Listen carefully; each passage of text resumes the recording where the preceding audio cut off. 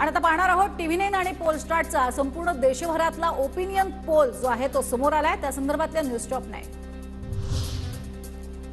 TV9 पोलस्टार्टचा opinion poll नुसार पुन्हा मोदी सरकार, एनडीएला 383 जागा ते इंडिया आघाडीला 106 जागा मिळतील असा एक्झिट पोलचा अंदाज। ओपिनियन पोल नुसार पुन्हा देशात मोदींचीच हवा, भाजपला 333 तर काँग्रेसला 49 जागांची पोलनुसार शक्यता। महाराष्ट्राच्या 48 जागांवर TV9 पोलस्टार्टचा ओपिनियन पोल, महायुतीला 28 जागा मिळण्याचा पोलमध्ये अंदाज, तर पोलनुसार मवियाची 20 जागांवरती विजयाची शक्यता। TV9 नेटवर्कच्या ओपिनियन पोलनुसार उत्तर प्रदेशमध्ये एनडीएला 73 आणि इंडिया आघाडीला 7 जागा मिळणार, तर भाजपला 70, काँग्रेसला केवळ 1 जागा मिळण्याचा अंदाज।